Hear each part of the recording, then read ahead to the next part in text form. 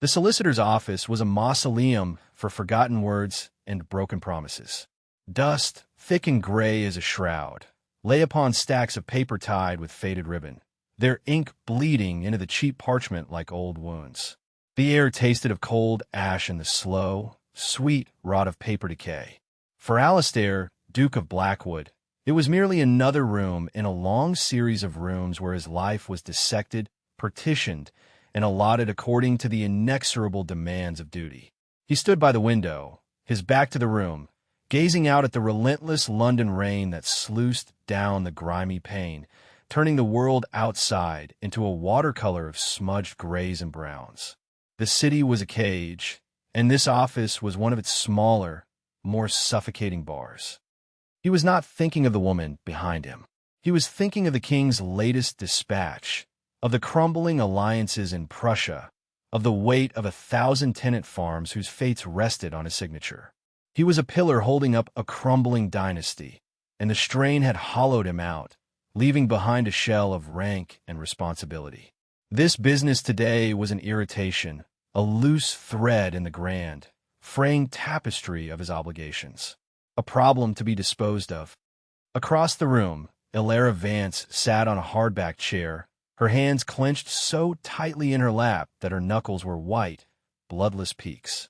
She focused on the feeling of the rough wool of her threadbare gloves, the only pair she owned, a desperate anchor in the swirling sea of her humiliation. She was a commodity, a last resort. Her uncle, a man whose face was a permanent rictus of harried desperation, sat beside her, his foot jiggling a frantic rhythm against the dusty floorboards. He had presented her to the Duke's solicitor as one might present a lame horse for sale, with a litany of her few, questionable virtues and a glossing over of her many, glaring deficiencies. "She is educated, Your Grace," her uncle had stammered, his eyes fixed on a point somewhere near the Duke's immaculate boots. "Reads Latin and Greek. An orphan, you see, no prospects. And her constitution, well, she is delicate. The country air would be the very thing." Delicate. It was a pretty word for the truth, which was that she was perpetually ill, a creature of damp rooms and racking coughs, her life savings spent on tinctures that did nothing but stain her tongue brown. She was 24 years old and possessed nothing but a sharp mind, a sharper tongue she had learned to bite, and a lung-deep weariness that felt older than the city itself. The solicitor, a man whose skin had the dry, papery quality of the documents he trafficked in, cleared his throat. "Your Grace, the terms are as you specified. A 5-year contract. The position of governess at Blackwood Manor. The remuneration is generous. Considering the circumstances, he slid a document across the vast mahogany desk. Alastair did not turn. His voice, when it came, was low and resonant, a sound that seemed to absorb the meager light in the room. Is she capable of the journey? The question was not directed at her. It was as if she were a piece of luggage, its durability being assessed. Her uncle leaped to answer. "Oh yes, Your Grace. Absolutely. She is stronger than she appears. Resilient. A lie. She was as fragile as a bird's wing. But she was also cornered, and a cornered creature will find a strength it did not know it possessed. The alternative was the street, or a slow, anonymous death in some charity ward. Blackwood Manor, a place she had heard spoken of only in whispers as a remote, God-forsaken ruin in the north, was her only chance. A chance to die with a roof over her head, if nothing else. She had to speak. If she let these two men bargain over her like a sack of oats, she would lose the last shred of herself. She drew a breath, the cold, dusty air scraping her throat. "I am capable, Your Grace." Her voice was clearer than she expected, a sliver of clean glass in the musty room. For the first time, the Duke turned. His face was a study in exhaustion. It was a handsome face, all sharp angles and severe lines, but it was profoundly tired. There were lines of strain around his eyes, which were a startling, pale gray, the color of a winter sky before a blizzard. They were eyes that had seen too much and felt too little. They passed over her without interest, a brief, clinical assessment. He saw the worn dress, the pallor of her skin, the tremor in her hands she could not quite conceal.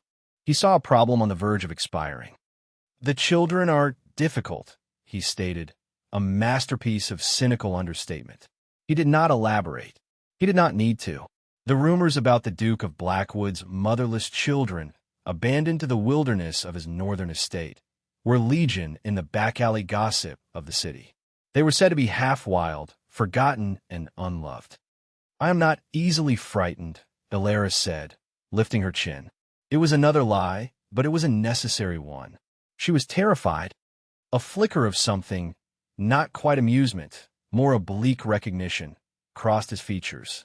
He seemed to appreciate the lie, as one might appreciate a well-executed move in a game of chess. "The house is not in repair. You will be isolated. There is no society.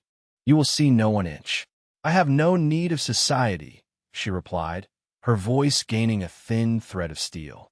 "I'm accustomed to my own company." He gave a short, final nod, as if a box had been ticked. "Mr. Fletcher, finalize it. She will leave in the morning." He turned back to the window, his attention already departed, flown back to Prussia, to Parliament, to anywhere but this dusty room and the dying woman he had just hired to care for his feral children. He had done his duty. He had found a solution. Now it could be forgotten. The solicitor pushed the contract toward her. The ink was black and stark against the cream paper. It was a bill of sale for the next 5 years of her life.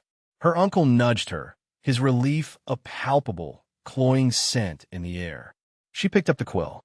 The nib scratched against the paper, the only sound in the room besides the drumming of the rain and her uncle's relieved sigh. She signed her name, Elara Vance, a signature that felt like an epitaph.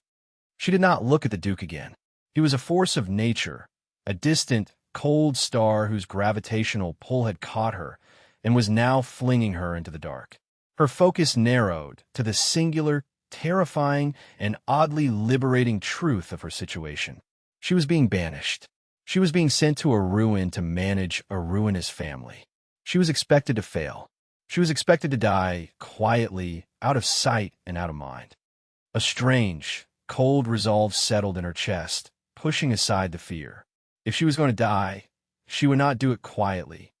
The carriage was a black, lacquered box, a coffin on wheels. It smelled of damp leather and the faint, cloying sweetness of the previous occupant's perfume.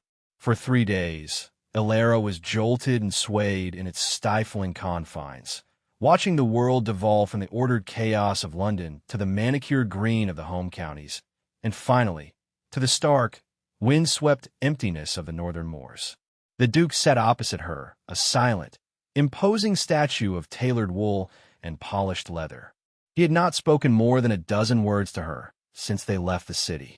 He read dispatches from a leather satchel, his brow furrowed, his jaw tight. He did not eat. He barely seemed to breathe.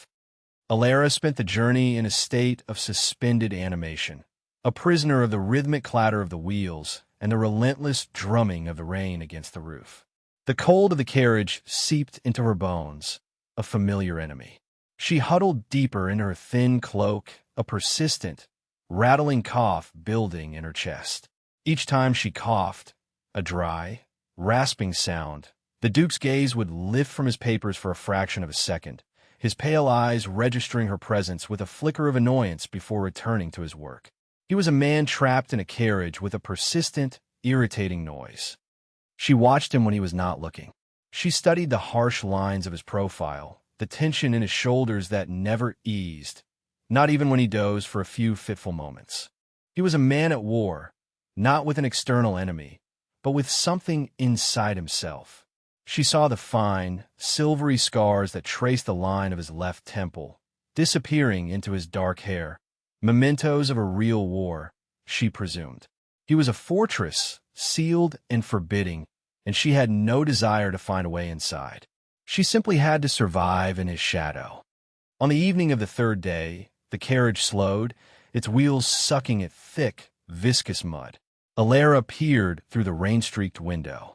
The landscape was a brutal masterpiece of gray and brown, a desolate expanse of heather and rock under a bruised sky.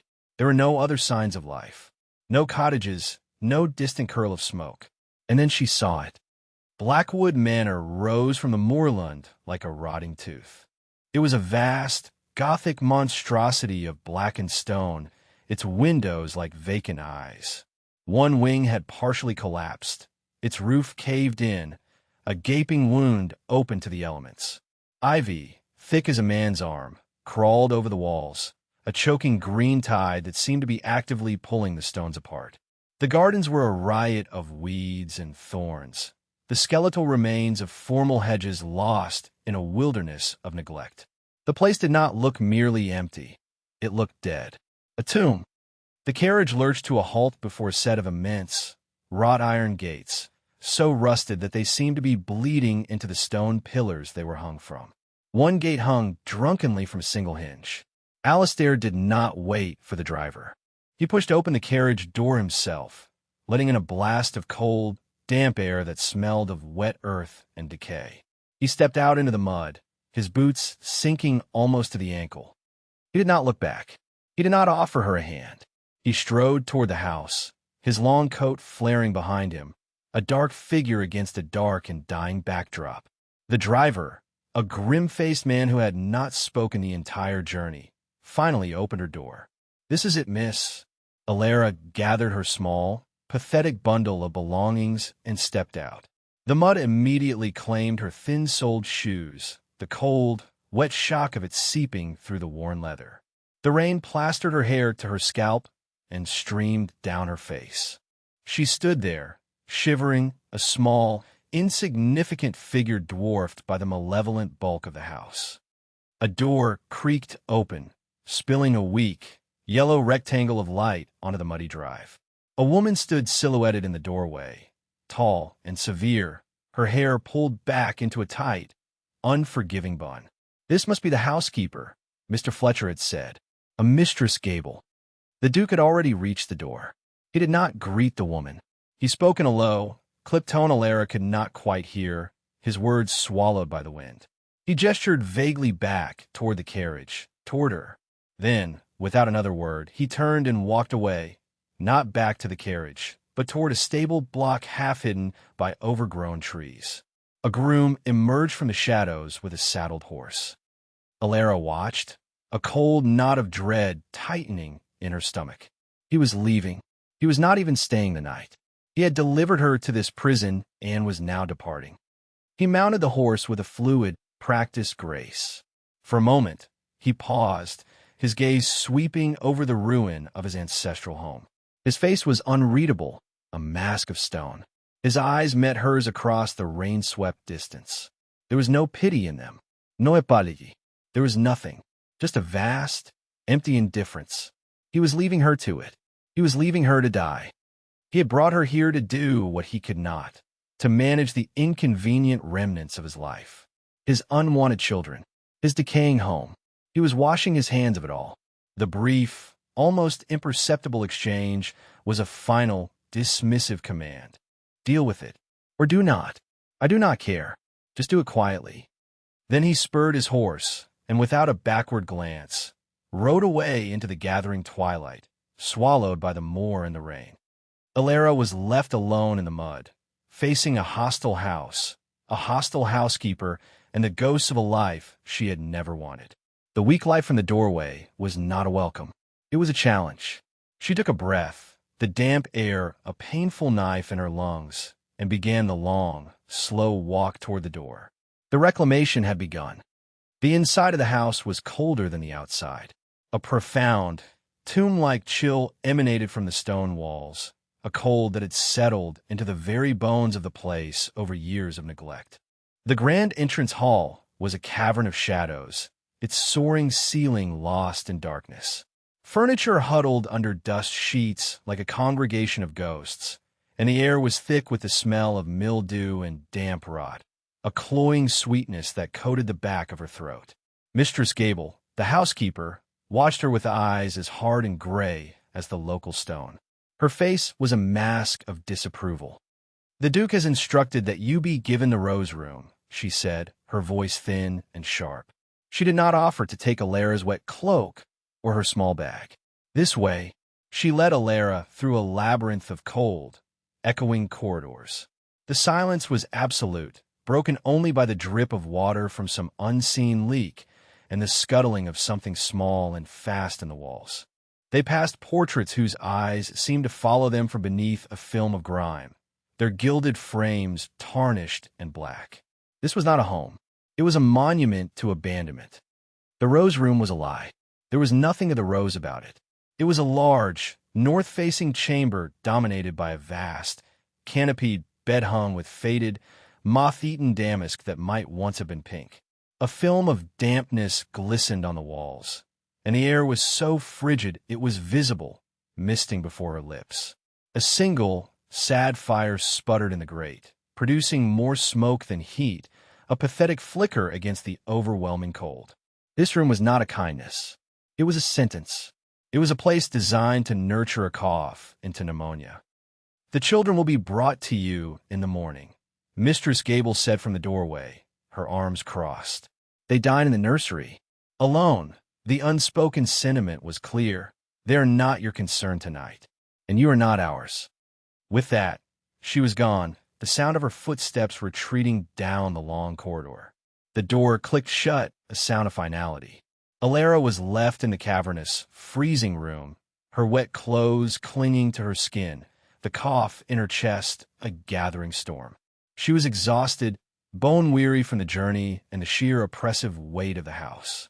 Despair, cold and insidious as the damp, began to seep into her. For a week, she hovered on the brink of collapse. The cold of the room settled deep in her lungs, and the cough became a constant, racking torment. She spent most of her time in the monstrous bed, huddled under a thin pile of blankets, shivering. A young, frightened-looking maid named Bessie brought her trays of thin gruel and weak tea, leaving them just inside the door and scurrying away as if her illness were contagious. Mistress Gable did not appear again. Alara was being quarantined, left to fester. The children were a phantom presence. She heard them sometimes, a distant shriek of laughter from the grounds, the sound of running feet in a far-off corridor. They were never brought to her. It was clear the staff, under Mistress Gable's command, were waiting for her to fail, to succumb to the house and her own frailty. They expected her to be another of the Duke's failed experiments, another problem that would eventually solve itself by expiring. On the 8th day, something shifted. She woke from a feverish sleep, her nightgown soaked with sweat, the cough a raw, tearing pain in her chest. The fire in the grate was dead, a pile of cold, gray ash. The room was dark, the morning light a weak, watery gray through the grimy window. She lay there, listening to the drip, drip, drip of water somewhere in the wall, and she felt the house pressing in on her, a physical weight trying to crush the last of the life from her body. It was winning, and in that moment, a spark of fury ignited in the cold ashes of her despair. It was a white-hot, incandescent rage. Rage at the Duke for his cold indifference. Rage at the house for its malevolent neglect. Rage at her own body for its weakness. But most of all, rage at the quiet, passive way she was letting it all happen. She was not a dying woman. She was a living one, and she would not be extinguished in this cold, damp tomb. With a surge of adrenaline-fueled strength, she threw back the covers. The cold air hit her skin like a slap, but it was clarifying. She swung her legs out of bed, her bare feet hitting the icy floorboards. She stood, swaying, her body protesting, but her will was a rod of iron. She would not stay in this room. She would not be confined. She walked to the door, her hand shaking as she grasped the cold brass knob. She pulled it open and stepped into the corridor. The house was silent, holding its breath. She looked back at the Rose Room, at the vast, funereal bed. It was a grave she had been placed in while still breathing. "No," she whispered, her voice a raw croak. She walked down the corridor, her bare feet silent on the dusty floorboards. She did not know where she was going, only that she was moving. She followed the corridor until it opened into the cavernous main hall. Dust motes danced in the thin shafts of light slanting from a high, grime-covered window. She stood in the center of the hall, small and defiant in her thin nightgown, and made a decision. She would not be a guest. She would not be a patient. She was the governess. She was in charge. Her first target was Mistress Gable. She found her in the kitchens, a vast, stone-flagged domain that was surprisingly warm. A huge cooking range glowed with heat, and a young man was polishing a row of copper pots, the only bright things Alara had seen in the entire house. Mistress Gable was at a large wooden table, writing in a ledger. She looked up as Alara entered, her eyes widening in shock at the sight of the disheveled, barefoot apparition in the doorway. "What is the meaning of this? You should be in your bed," the housekeeper snapped, recovering her composure. "I'm moving my things," Alara announced, her voice surprisingly steady. "The Rose Room is uninhabitable, is damp, and it is killing me. I will be taking the room next to the nursery." Mistress Gable stood up, her face flushing with anger. "You would do no such thing. I am in charge of the running of this house." "Are you?" Alara took a step into the room, feeling the blessed warmth from the range on her skin. "Because from what I have seen, this house is not being run. It is being left to die, just like me. The Duke hired me to be the governess to his children. That is a position of authority, and I am assuming it. Now," she fixed her gaze on the housekeeper, a direct, unblinking stare. She did not raise her voice. She did not need to.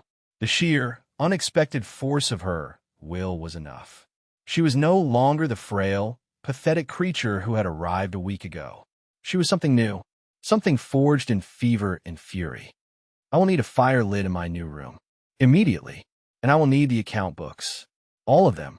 Mistress Gable opened her mouth, then closed it again. She saw the change.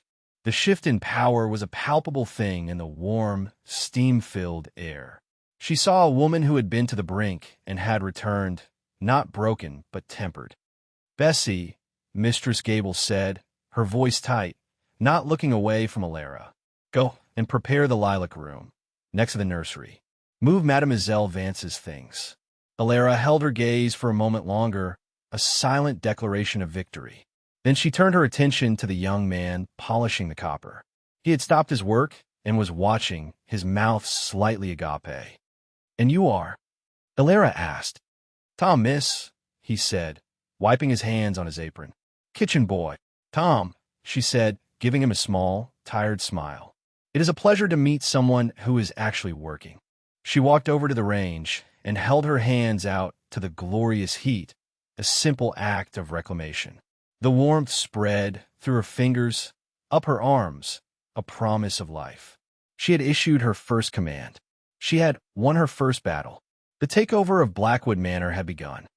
The lilac room was smaller, warmer, and blessedly dry. From its window, Alara could see a walled garden, overgrown but with the bones of something that could be beautiful. It was a room for living, not for dying.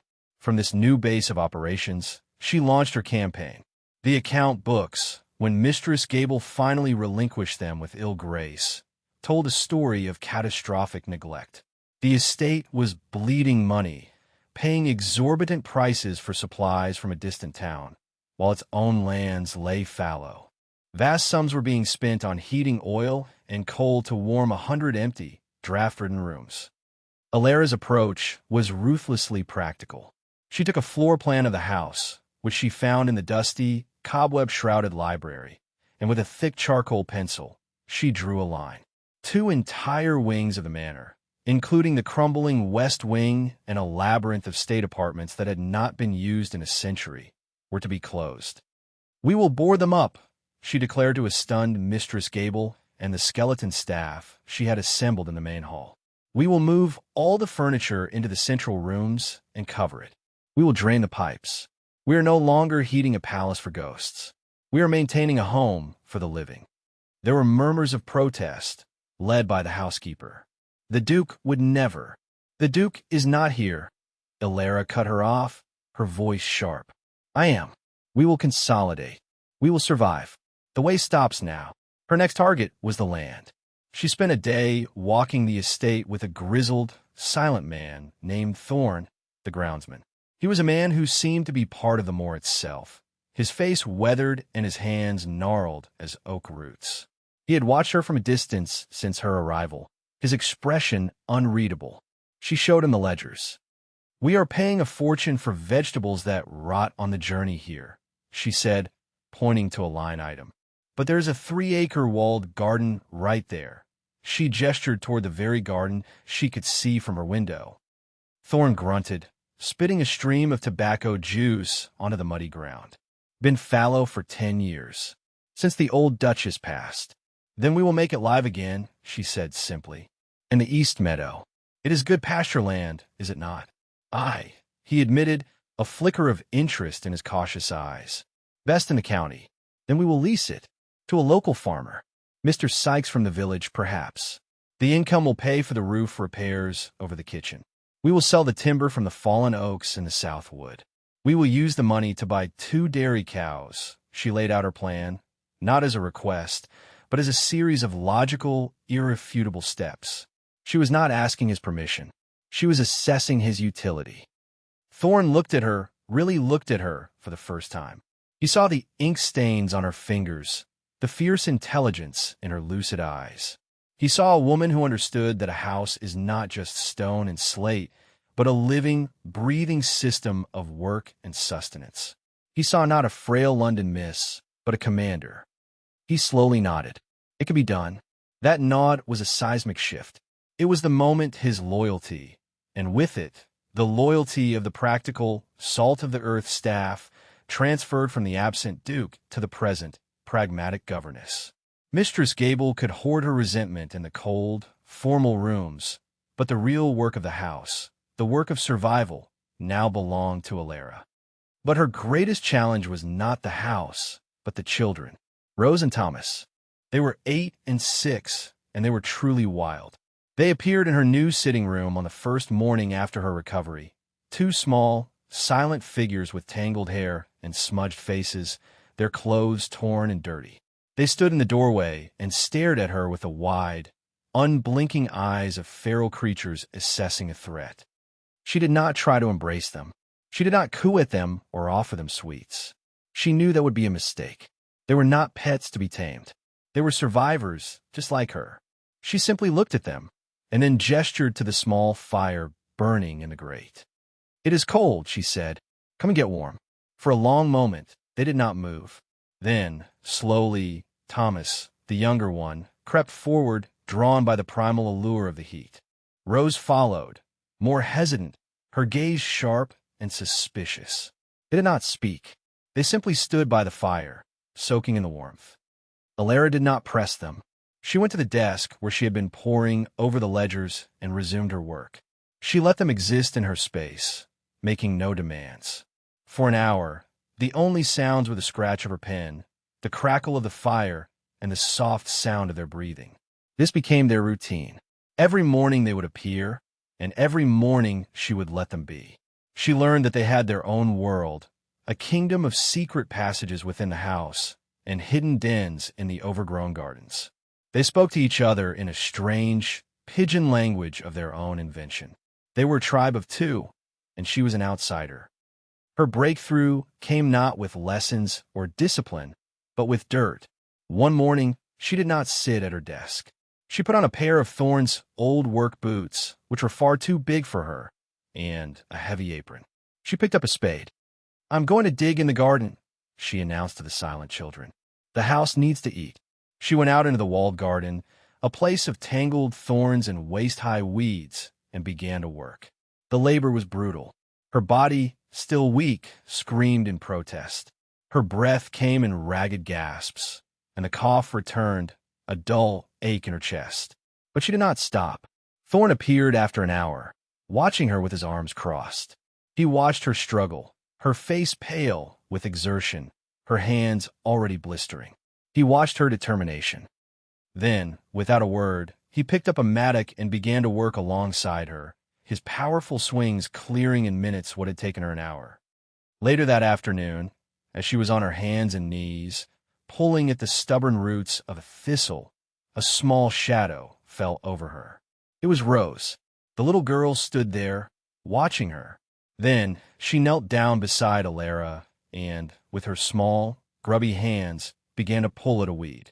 A few moments later, Thomas joined them. They did not speak. They just worked. The 3 of them, side by side, in the cold, damp earth. They were not a governess and her charges. They were three castaways on a desolate island, working together to survive. In the shared, silent labor of turning the dead soil, Alara did not conquer the children. She joined them. Over the next 6 months, Blackwood Manor transformed. It was not a restoration, it was a reclamation. The unused wings were sealed, silent, and cold. Their preservation left for a future generation. The core of the house, however, came fiercely to life. The kitchens were a constant hive of activity, the scent of baking bread and rosemary replacing the smell of mildew. The walled garden, under Thorne's expert guidance and Alara's relentless management, produced a bounty of vegetables. The dairy cows she had purchased with the timber money provided milk and cheese. The house was no longer a drain. It was becoming self-sufficient, a fortress against the coming winter. Alara herself transformed. The country air, the hard physical work, and a sense of purpose had done more for her health than any doctor's tincture. Color returned to her cheeks. The cough receded to a ghost of its former self. Her hands were no longer pale and delicate. They were calloused and capable, often stained with dirt or ink. She had stopped being a sickly, disadvantaged orphan. She was the undisputed ruler of her small, thriving kingdom. The staff, from Mistress Gable, now a grudgingly respectful administrator of the household stores, down to Tom, the kitchen boy, looked to her for every decision. She had not just earned their loyalty, she had built the very world they were loyal to. The children were her shadow. They were still quiet, still wary of outsiders, but with her, they had found a center. She taught them their letters not in a stuffy schoolroom, but by writing words in the dirt of the garden. She taught them sums by having them count the eggs from the chickens or measure the yield from the potato patch. They were learning not just to read and write, but to live, to be part of the functioning, breathing entity the house had become. One evening in late autumn, as a cold wind howled around the corners of the manor, Alara sat with the children by the fire in her sitting room, reading to them from a tattered book of myth she had found in the library. They were clean, their hair brushed, their faces glowing in the firelight. Thomas was dozing, his head in her lap.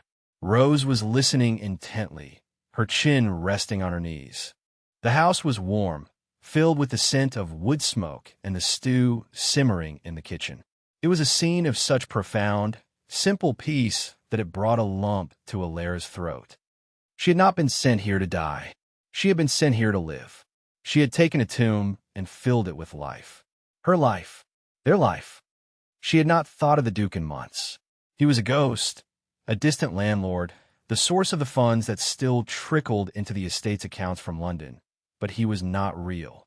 Her world was here, within the stone walls of this house, in the warmth of the fire, in the weight of the sleeping child in her lap.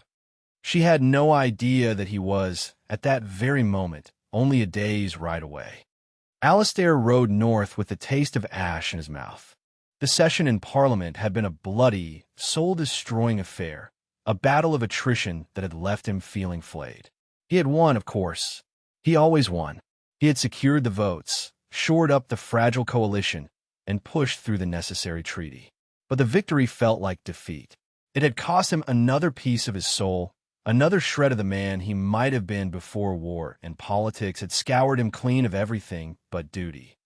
He was exhausted, a deep, bone-crushing weariness that went beyond lack of sleep. It was a fatigue of the spirit. He was returning to Blackwood not as a home, but as a refuge of silence. He craved the emptiness, the neglect, the profound quiet of the grave he had abandoned there. He pictured the crumbling stone, the sighing wind, the absence of expectation. He wanted to go to the one place on earth that demanded nothing of him, not even that he continue to breathe. He had sent a letter ahead, a brief, clipped missive to Mistress Gable announcing his impending arrival. He expected nothing. A cold room, a grudging fire, the same pervasive scent of decay. He had received a single, terse report from his solicitor months ago, stating that the new governess was, against all odds, still alive and had, inexplicably, lowered the estate's quarterly expenses. He had dismissed it as a clerical error or a temporary anomaly. The woman had looked like she had a week to live. He had assumed she had expired, and the staff were simply continuing to draw her salary. The thought had not troubled him. He was not prepared for the gate. As he crested the final rise and the manor came into view, the first thing he noticed was the gate. It was no longer hanging drunkenly from one hinge. It was repaired, straight and true, and it was closed. More than that, the rust was gone, the ironwork painted a severe, functional black. It was a small thing, but it was so profoundly wrong, so contrary to the landscape of neglect he held in his mind, that it brought him to a halt. He dismounted and pushed it open. It swung smoothly, silently, on well-oiled hinges. As he led his horse through, he saw the next impossibility. The drive was not a river of mud. It had been weeded and laid with fresh gravel that crunched neatly under his boots. He looked up at the house. Smoke. Not the thin, pathetic wisp of a single chimney he remembered, but thick, white plumes of it rising from half a dozen chimneys in the central block of the house. It was the smoke of a living, breathing hearth. He walked on, a sense of deep disorientation growing within him. The riot of weeds and thorns that had choked the entrance was gone. The lawns had been scythed. The ivy had been brutally cut back from the windows of the main house, leaving stark, clean lines of stone. The place no longer looked like a tomb. It looked fortified, cared for. An old man he vaguely recognized as the groundsman, Thorn, came out of the stable block. He did not bow or scrape. He simply stood there, his hands on his hips, and watched the Duke approach with a level, assessing gaze. "Your Grace," Thorn said. It was not a greeting. It was a statement of fact. "Thorn," Alistair replied, his mind struggling to process the changes. What has happened here?" "The mistress happened," Thorn said simply, taking the reins of Alistair's horse. There was an unmistakable note of pride, of loyalty in his voice. He was not talking about the late Duchess. He was not talking about Mistress Gable. The main door opened before Alistair reached it, but it was not the severe, disapproving figure of Mistress Gable who stood there.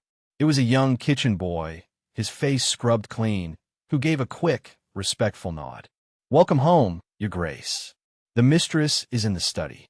The interior of the house was the greatest shock of all. The cold was gone. The damp was gone. The smell of decay was gone. The air was warm, and it smelled of beeswax and wood smoke, and something else, something savory and delicious from the direction of the kitchens. The dust sheets had been removed from the furniture in the great hall, the wood polished to a dull gleam. The portraits had been cleaned, their subjects looking down with a renewed, if still stern, dignity. The house was not alive in the way it had been in his mother's day, a place of bright silks and laughter. It was alive in a different way, a more practical, more robust way. It felt functional. He was an intruder. This was not the house he had left.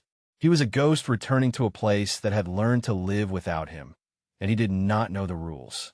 The kitchen boy had called her the mistress. The title, and the casual way he had said it, sent a jolt through him. He walked toward the study, a room he had always hated, a dark, wood-paneled chamber where his father had conducted his own joyless business. The door was ajar. He pushed it open, and there she was. She was not the woman he remembered. The pale, fragile creature from the solicitor's office was gone. This woman was standing at a large trestle table he did not recognize, which was covered in maps and ledgers. Her back was to him.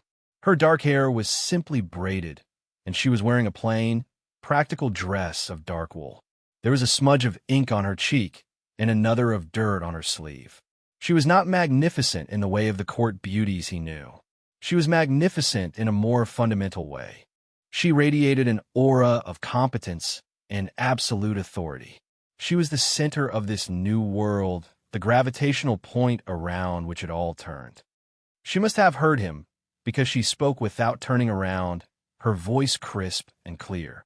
"Thorn, did you get the measurements for the new cold frame? I want to have it built before the first frost." He did not answer. The silence stretched. She finally turned, a flicker of impatience on her face, and then she saw him. Her eyes, which he now saw were a startling, lucid shade of green, widened in surprise. The color flooded out of her face, leaving her suddenly pale, a brief, fleeting echo of the woman she had been. Then, just as quickly, the mask of command slammed back into place. Her expression became cool, guarded, and utterly unreadable. He did not know what to say. The world had tilted on its axis. He had come here seeking a grave and had found a thriving, defiant kingdom, and its queen was staring at him as if he were a trespasser. He fell back on the blunt, artless truth. "You're alive." A small, impossibly wry smile touched her lips, a flicker of dry humor that was more unnerving than any tirade would have been. She inclined her head, a gesture of mock formality. "I apologize for the inconvenience, Your Grace." The words hung in the warm, clean air of the study, a perfect, polished shard of ice.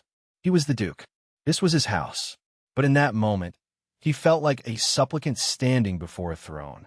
The power had shifted. He was no longer the master of Blackwood Manor. He was merely its owner. The master was the woman with the ink-stained fingers and the defiant green eyes, and he had no idea what she was going to do with him. The silence in the study was a battlefield. Alistair stood in the doorway, feeling profoundly out of place in his own home. The room itself was a testament to her influence. The heavy, suffocating drapes his father had favored were gone, replaced by simple linen that allowed the watery autumn light to fill the space. The Duke's monolithic desk had been pushed against a wall and used, while her practical trestle table dominated the center of the room. A command post covered in the paraphernalia of her rule, estate maps, account books, seed catalogs, and lists written in a neat, decisive hand. He was the intruder.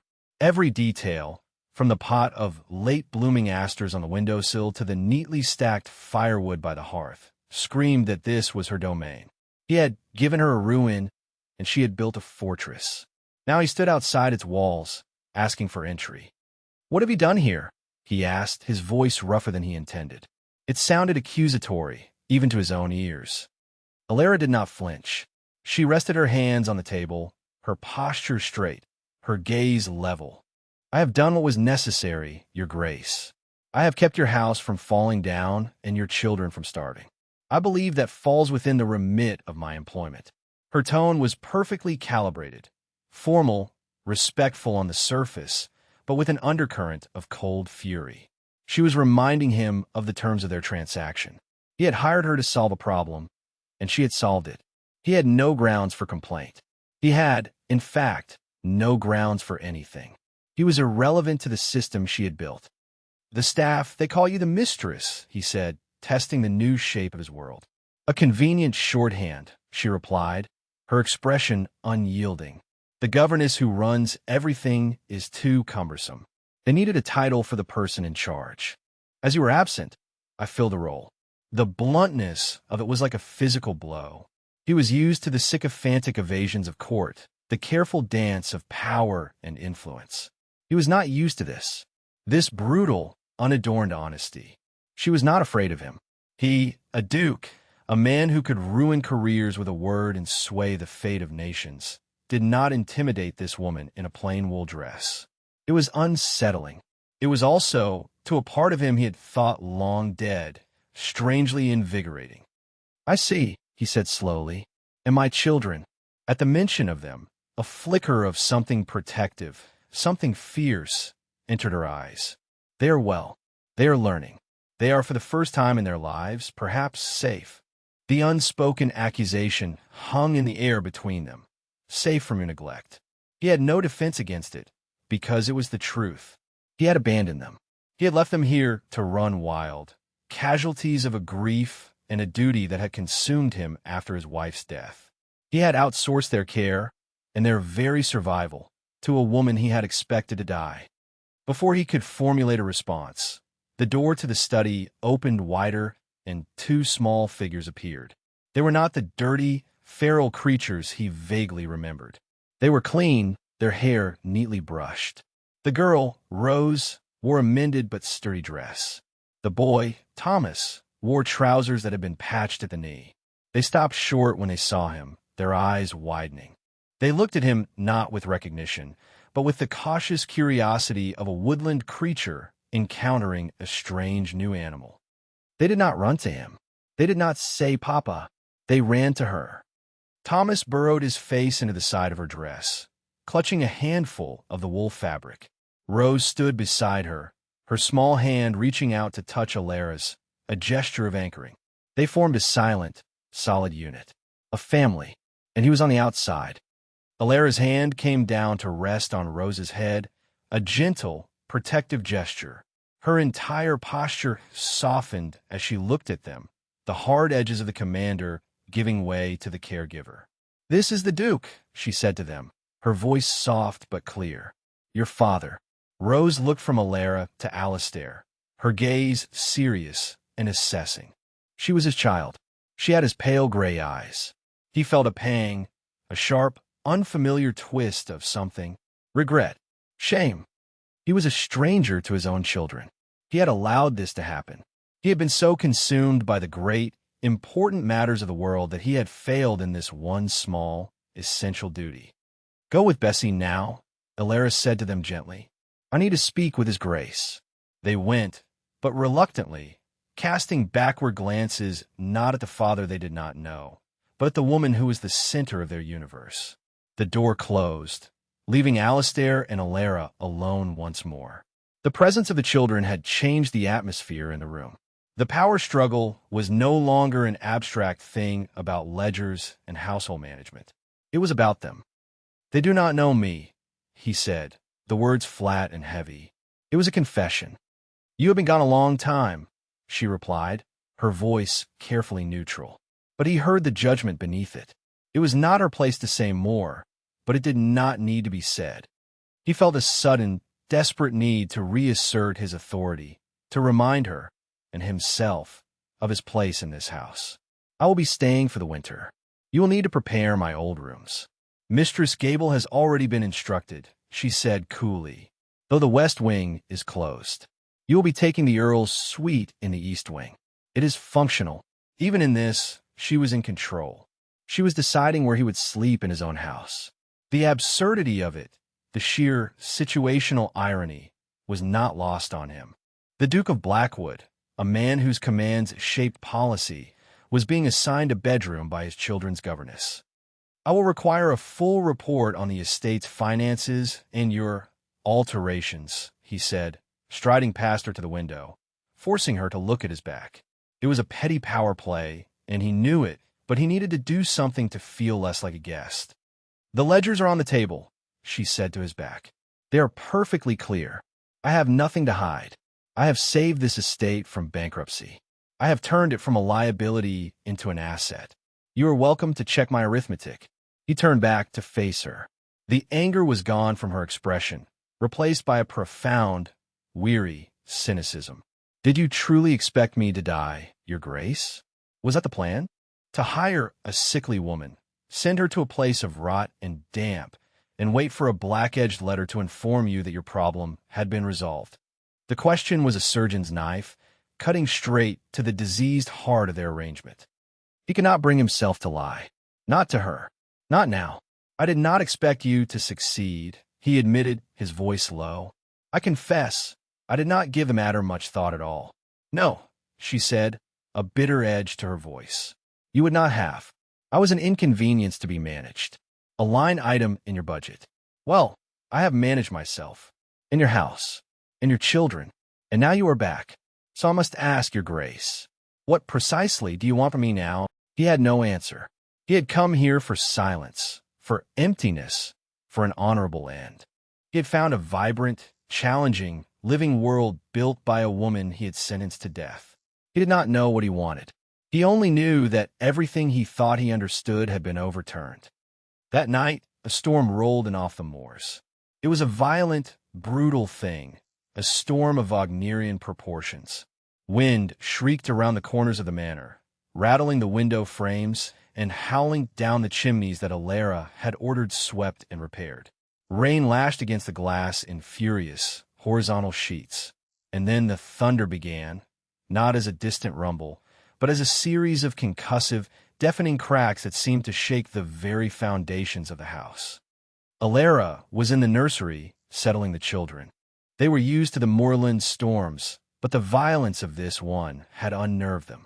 Thomas was hiding under his blankets, while Rose sat bolt upright in her bed, her eyes wide. Alara sat between their beds, speaking in a low, calm voice, her presence a steady anchor in the tempest. The house, her fortress, held firm. The fires burned brightly. The walls were dry. The roof did not leak. It was a testament to her work. Alistair was in the Earl's suite, a set of rooms that were, as she had promised, functional. They were warm and clean, but they were not his. He felt like a visitor in a well-run inn. He stood at the window, a glass of brandy in his hand, watching the storm. He should have felt safe, secure in this solid house. Instead, he felt exposed. When the first truly violent crack of thunder exploded directly overhead, he flinched, dropping the glass. It shattered on the floorboards, the sound lost in the cacophony. His heart hammered against his ribs. The air was suddenly thick, hard to draw. The smell of rain and wet earth was replaced by the acrid, phantom scent of gunpowder. He was no longer in his house. He was in a trench outside Badajoz, the sky ripped apart by cannon fire, the air screaming with the dying. The rain was not rain, it was blood. The man next to him was screaming, a sound that was half his own name, half a prayer. The ground shook with the impact of another shell, and the world dissolved into mud and noise and terror. He stumbled back from the window, his breath coming in ragged, shallow gasps. His hands went to his head, trying to block out the sound, but the sound was inside him. It was the sound of men he had led to their deaths. The sound of his own failure. He had survived. He had won. But the victory was a hollow thing, a ghost that haunted his waking hours and stalked his dreams. The carefully constructed walls of duty and detachment he had built around himself for years came crashing down, and the raw, unprocessed trauma of the war flooded in. He collapsed into a chair, his body trembling uncontrollably. He was drowning. The Duke of Blackwood, the cold, pragmatic pillar of the state, was gone. In his place was a terrified soldier, 20 years old again, lost in a hell of his own making. Alara had just managed to soothe the children to sleep when she heard the crash from the adjoining suite. It was followed by a silence that was somehow more alarming than the noise itself. She hesitated for only a moment. Her first instinct, the instinct of the woman who had been abandoned and left for dead, was to ignore it. It was his problem. He was the Duke. Let him deal with his own broken glass. Section, but the governess, the caregiver, the mistress of this house could not. He was a part of her domain now, another broken thing within her walls. And more than that, a flicker of human concern, something she had thought long extinguished, sparked within her. She had seen the look on his face earlier. The profound, soul-deep exhaustion. The look of a man at the end of his tether. She crossed the nursery and quietly opened the connecting door, which was usually kept locked. She slipped into his room. The scene that greeted her stopped her in her tracks.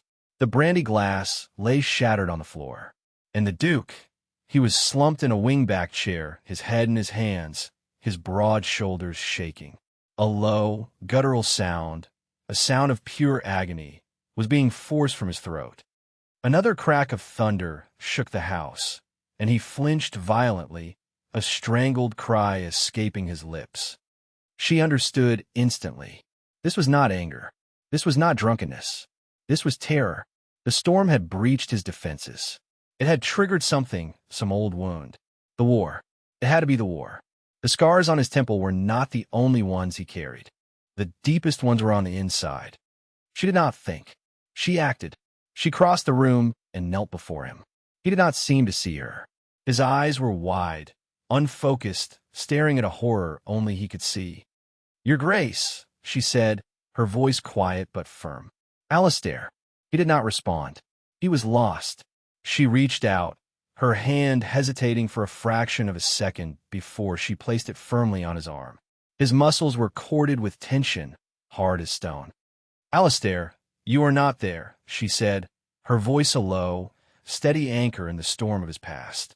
You are here. You are at Blackwood. You are safe. He flinched at her touch, his head snapping up. For a second, he looked at her with the wild eyes of a cornered animal, with no recognition at all. She thought he might strike her, but she did not pull away. She held his gaze, her own clear and steady. "Look at me," she commanded, not as a governess, but as one human being to another. "You are not in Spain. You are in the north of England. It is just a storm. Do you hear me? It is just rain." She began to ground him, using the tools she had learned to use on her own panic, on her own failing body. She talked him through the reality of the room. "Feel the chair beneath you. It is solid wood. Feel the floor under your feet. It is oak. Smell the air. It is wood smoke and rain, nothing more. You are here, in this room. Now." Slowly, painstakingly, she drew him back from the brink. The wildness in his eyes began to recede. The trembling in his body lessened. He began to breathe again, not in shallow gasps, but in deep, shuddering breaths. He looked at her, really looked at her, and the recognition dawned. He saw the governess, the woman he had wronged, kneeling before him in her plain night dress, her hand on his arm, her face filled not with fear or pity, but with a calm, resolute strength.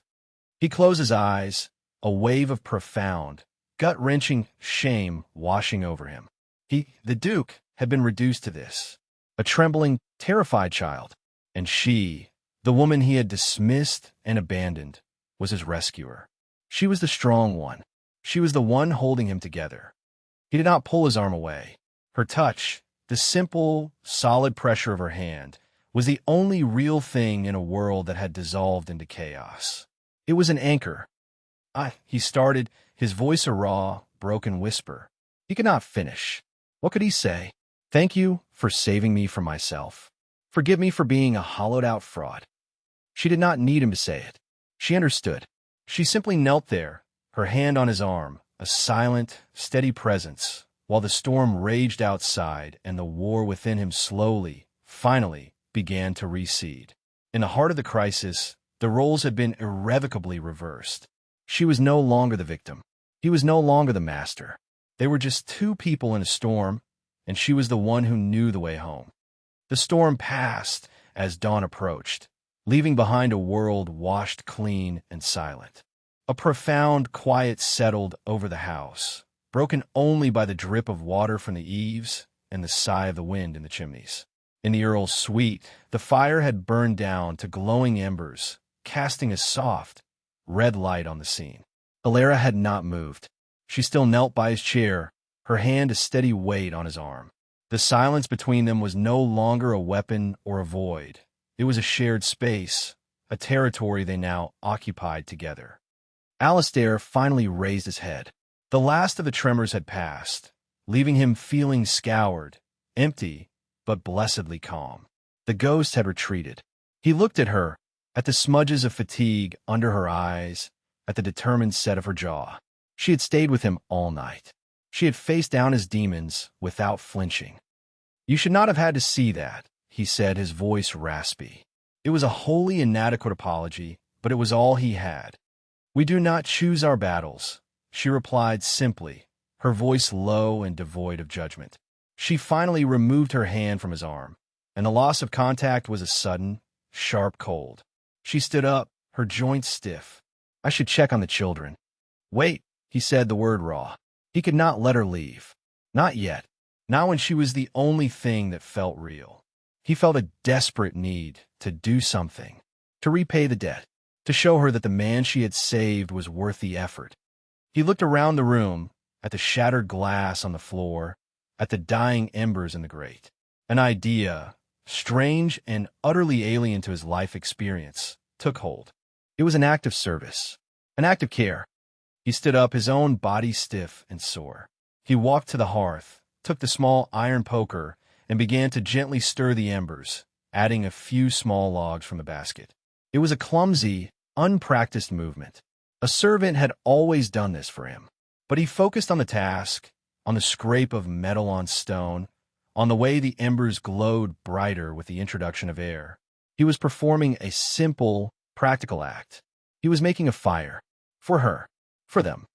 Alara watched him, her expression unreadable. The Duke of Blackwood, a man who moved armies and economies, was clumsily tending a fire. The sheer, absurd domesticity of the act was more shocking than his breakdown had been. He was not ordering. He was doing. The logs caught, and a small, hesitant flame flickered to life. He turned from the hearth and looked at her. "The accounts," he said, his voice quiet but firm. "You said you saved the estate. Show me." It was not a command. It was a request. It was a confession of his own failure and an acknowledgement of her success. He was ceding ground. He was asking for her help. She hesitated for a moment, then gave a single, decisive nod. "Not here. In the study." "My study." She led the way, and he followed. In the gray, pre-dawn light, the study was cool and smelled of old paper and ink.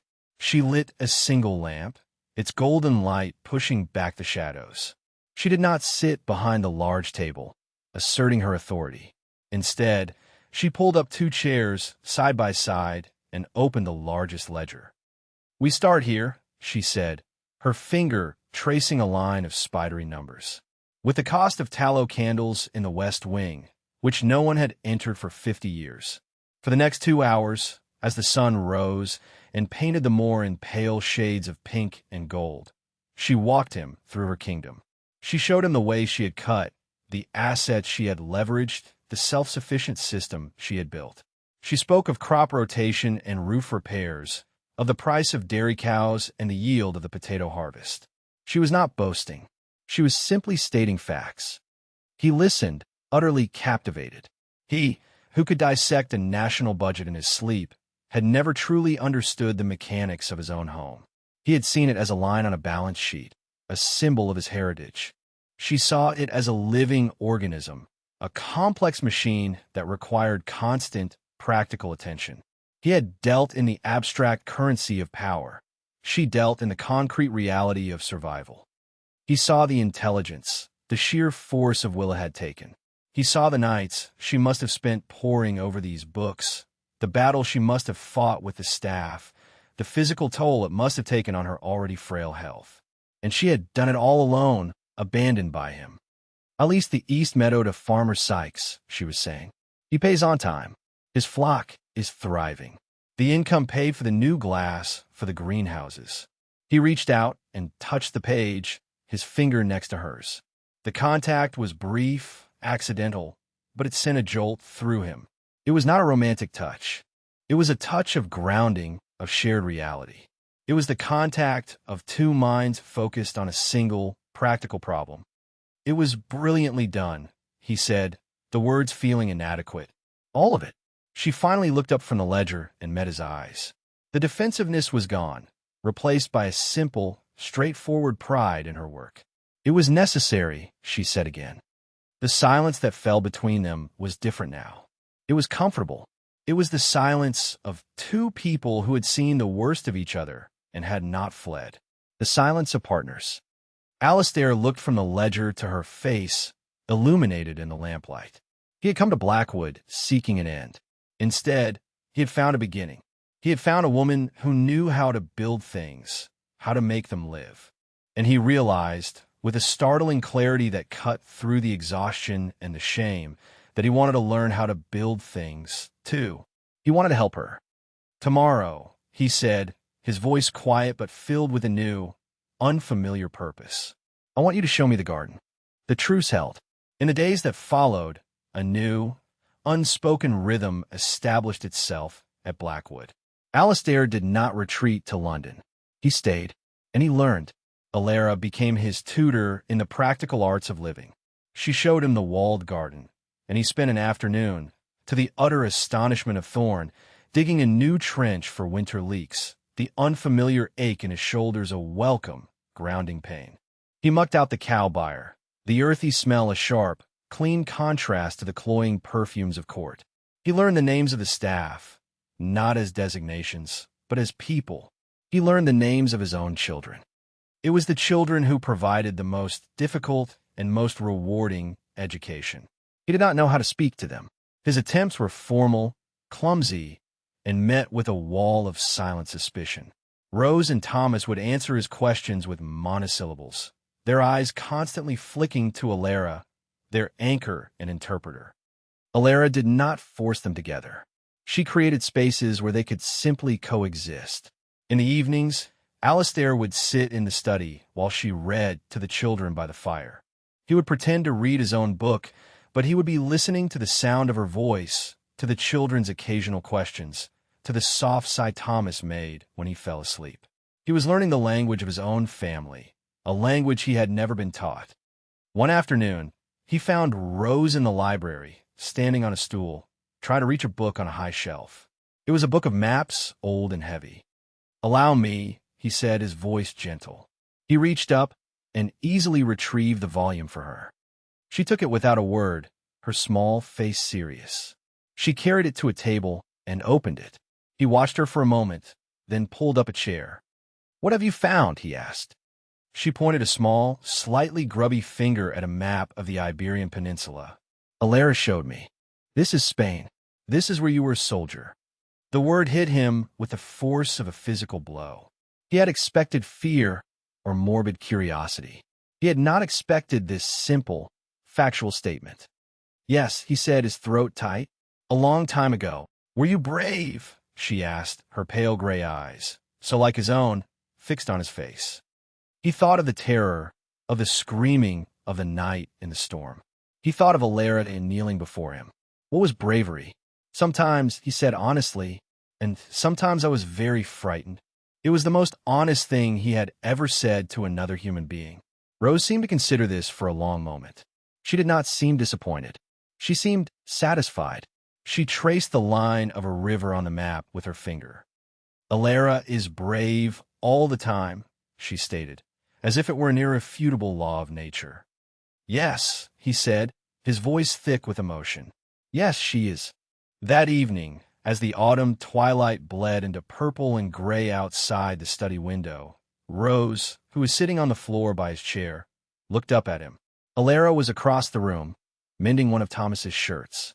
A comfortable, domestic silence filled the room. "Papa," Rose said, the word soft, experimental. It was the first time she had called him that. "Papa smiles now that you live here." She was not speaking to him. She was speaking to Alara. Alistair froze, his heart clenching. He looked across at Alara. Her hands stilled in her work. Her head was bent, so he could not see her face, but he saw the sudden, sharp intake of her breath. The child's simple, devastating observation laid everything bare. His misery, her impact, the change in the very atmosphere of their lives. He had come here, Ghost. She had made him solid. The house, the children, and now him. She had brought them all back to life. Later that night, long after the children were asleep, he found her in the conservatory, a glass-walled room she had reclaimed from the spiders and the frost. She had filled it with potted herbs, rosemary, thyme, lavender, and the air was fragrant. She was standing by the glass, looking out at the moonlit garden. "What Rose said," he began, his voice uncertain. She turned to face him. In the pale moonlight, her face was soft, her guard down. "Children notice things," she said quietly. She was right, he said. He took a step closer. The scent of lavender and damp earth filled his senses. "I have not smiled. Not truly. For 10 years. Not since my wife," he faltered. He never spoke of his first wife. The grief and guilt were a private shroud he wore at all times. "I know," Alara said softly. "Mistress Gable told me. She died here, in childbirth with Thomas." The truth of it hung between them. He had not just abandoned a house. He had fled a graveyard. He had abandoned his children because they were a reminder of his greatest failure. He, who could save a nation, could not save his own wife. "I ran away," he confessed, the words tasting like poison. "I buried myself in work and duty. I thought if I held up the world, it would absolve me, but only hollowed me out. I came back here to stop. I thought there was nothing left." "You were wrong," she said, her voice a whisper. She took a step closer to him, closing the small distance between them. "There is the house. There are the children. There is this." She gestured around them, at the sleeping house, at the thriving plants, at the life they were building from the ruins. He looked at her, at the quiet strength in her face, at the lucid green of her eyes. She was not just the mistress of the house. She was its heart, and his. He reached out, his hand shaking slightly, and gently touched her cheek, the smudge of ink he had noticed on his first day back long gone. Her skin was soft, warm, real. "Alara," he said, his voice thick with a decade of unspoken, unfelt emotion. She did not pull away. She leaned into his touch, her eyes closing for a fraction of a second. It was an admission, a surrender. Not to him, the Duke, but to him, the man. The man she had saved. The man who was, against all odds, learning to smile again because she was here. The world outside Blackwood, the world of politics and duty, had been forgotten, but had not forgotten him. It arrived on a Tuesday, in the form of a royal courier, his horse lathered, his uniform splattered with the mud of a hard ride from London. He carried an oilskin pouch bearing the king's own seal. The arrival shattered the peace of their small, self-contained universe. The courier was an alien creature, a harbinger of a world they had left behind.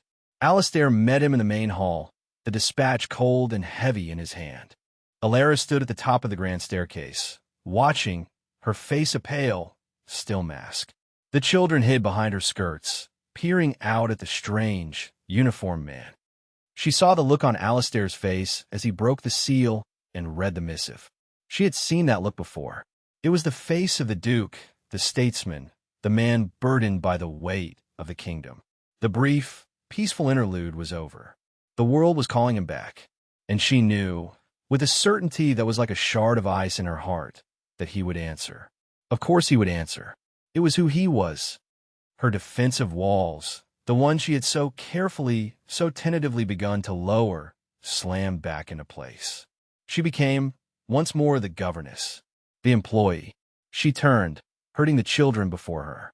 "Come," she said, her voice crisp and cool. "Time for your lessons." She retreated to the study, her sanctuary, her seat of power. She sat at the trestle table and pulled a ledger toward her, but the numbers swam before her eyes. She was preparing herself for his departure. She was calculating how the estate would function without him, without the tentative partnership they had begun to build. She was preparing to be alone again. He found her there an hour later. He stood in the doorway, the dispatch in his hand. He looked tired again, the lines of strain back around his eyes. "You are leaving?" she said. It was not a question. It was a statement of fact. She did not look up from the ledger. If she looked at him, he would see the desolation in her eyes, and she would not give him that. She would not be a weeping woman, begging him to stay. She was the mistress of Blackwood, and she would be dignified in her abandonment. "The king requires my presence at court," he said, his voice flat. "There is a crisis in the cabinet. He is dissolving Parliament." "I see," she said, her voice perfectly even. "I will have your things packed. When do you depart?" "Alara." She flinched at the sound of her name, at the raw emotion in his voice. She refused to look at him. She dipped her quill in the ink pot, her hand perfectly steady. "The winter stores are adequate. Thorne and I will manage the repairs to the north stable. You need not concern yourself." "Alara, look at me." She could not. She would not. He walked into the room, coming to a stop on the other side of her table. He was a barrier between her and her work, between her and her carefully constructed defenses. "I have spent my entire life answering that call," he said, his voice low and intense. "I have sacrificed everything to it. My peace, my family, myself. I thought it was my duty. I thought it was my purpose." He looked down at the king's dispatch in his hand, at the elegant script and the imperious seal. He looked at it as if it were a snake. "I was wrong," he said. And then he did something that stopped her breath. He walked to the fireplace, where a low fire burned against the midday chill, and he dropped the king's letter into the flames. She stared, mesmerized, as the parchment blackened, curled, and was consumed by the fire. The red wax seal melted like a drop of blood and then was gone. He was burning his old life. He was burning his duty. He turned back to her, his face illuminated by the firelight, and the exhaustion was gone, replaced by a fierce, burning clarity. "My duty is no longer to the crown. My duty is here, in this house, With my children, he took a step around the table, toward her. My duty is to you. She finally looked up at him, her eyes wide with disbelief and a fragile, burgeoning hope. I came back here looking for a place to die, he said, his voice dropping to a whisper. He knelt before her, just as she had knelt before him during the storm. He took her hands, the hands that were stained with ink and earth, and held them in his own. But you were here, and you taught me how to live. You're not in my home, Alara. You're my home.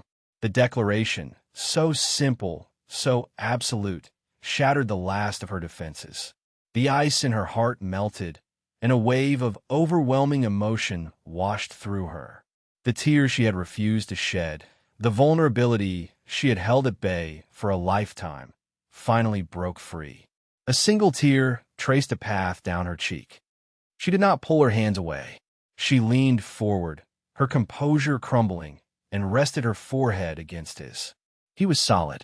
He was real. He was staying. He rose, pulling her gently to her feet. He wrapped his arms around her, holding her tightly, as if he could absorb her into himself. She leaned against him, her tears soaking the rough wool of his coat, and for the first time in her life, she did not feel like she was surviving. She felt safe. Outside, the first snowflakes of the coming winter began to fall, dusting the moors in a blanket of white. But inside the house, it was warm. They stood together, two survivors, two builders, holding each other in the heart of the kingdom they had made. The Duke and his governess, no longer defined by rank or transaction, but by a shared, resilient, and hard-won love.